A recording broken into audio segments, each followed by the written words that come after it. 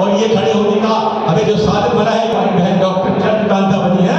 इस चुनाव के अंदर 30 तारीख को कमल का बटन दबाकर भारतीय जनता पार्टी की प्रत्याशी अपनी छोटी बहन डॉक्टर चंद्रकांता को विजय बना करके उस देश के प्रधानमंत्री के साथ खड़ा हुआ दिखना चाहिए। उस देश की दिल्ली की मुख्यमंत्री के साथ हमें खड़ा हुआ दिखना चाहिए।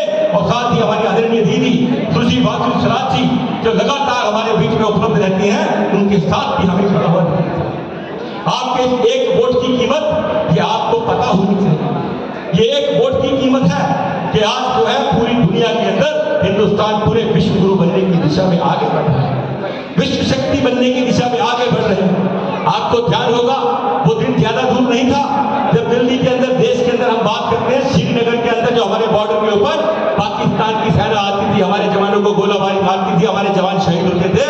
और जब दिल्ली के अंदर बात की जाती थी तो कहा जाता था सफेद झंडा दिखाइए, हम बातचीत से इस समस्या का हल निकालेंगे। पर जब से इस देश के अंदर नरेंद्र मोदी जी की सरकार आई, आप देखिए, एक मारोगे तो 10 मारेंगे, छेड़ोगे तो छोड़ेंगे नहीं, घर में घुस गए। ये वो देश है जिस देश के अंदर विपक्ष कहा करता था कश्मीर के अंदर धारा 370 हटाने की बात करोगे तो तिरंगा उठाने के लिए कंधा नहीं मिलेगा।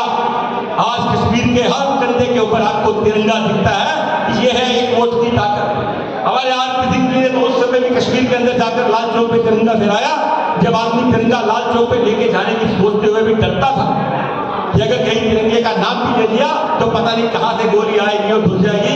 परंतु हमारे शेर भाई ने उस समय भी लाल चौक के ऊपर तिरंगा फहराया और उन आतंकवादियों को जो उस समय वहां आतंक का परचम फैलाते थे उन्हें बताया कि हिंदुस्तान के सच्चे हिंदुस्तानी नागरिक अपने तिरंगे की आन बान और शान के लिए कहीं से कहीं तक रुकने वाले नहीं है, कहीं से कहीं तक झुकने वाले नहीं। आज ये जो 15 प्रमुख सम्मेलन है, आपने अभी एक एक पन्ना उठाया, उस पन्ने के ऊपर कितने वोट हैं आपको पता है, उस पन्ने के ऊपर कितने घर हैं आपसे पता है।